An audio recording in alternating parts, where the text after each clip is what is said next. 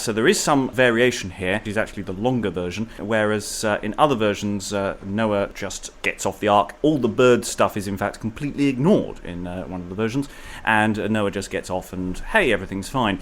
However, in this version, he's not going to get off the boat until God tells him to, and in a moment he will make sacrifice. But God, having said to God, he's not getting on the boat until God says something, God duly says something. No, take thy wife anon, and thy children, every one, out of the ship thou shalt gone, and they all with thee. Beasts and all that can fly, out anon they shall hie, on earth to grow and multiply. I will that it be so. Lord, I thank thee through thy might. Thy bidding shall be done in height, and as fast as I may dight, I will do thee honour, and to thee offer sacrifice. Therefore comes in all wise, for of these beasts that been highs, offer I will this stower.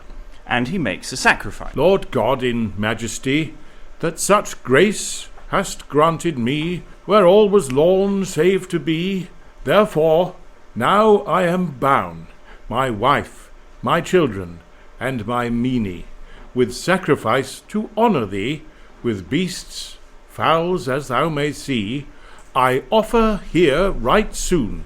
No, to me thou art full able, and thy sacrifice acceptable. For I have found thee true and stable, on thee now must I mine. Worry earth I will no more, for man's sin that grieves me sore. For of youth man full yore has been inclined to sin. You shall now grow and multiply, and earth again to edify. Each beast and fowl that may fly shall be afraid of you, and fish in sea that may flight shall sustain you. I you behight, to eat all of them you nay let, that clean bean you may know. Thereas you have eaten before, grass and roots sith you abhor, of clean beasts now, less and more, I give you leave to eat, save blood and flesh, both in fear, of wrong dead carrion that is here. Eat not of that in no manner, for that you shall let. Manslaughter also you shall flee, for that is not pleasant unto me. They that sheds blood, he or she, aught where amongst mankind, that blood foul shed shall be, and vengeance have, that men shall see. Therefore beware now all ye, you fall not into that sin.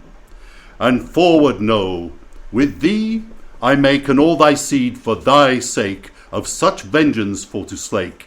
For now I have my will, and here I behet thee haste, that man, woman, fowl, nay beast, with water, whilst this world shall last, I will no more spill.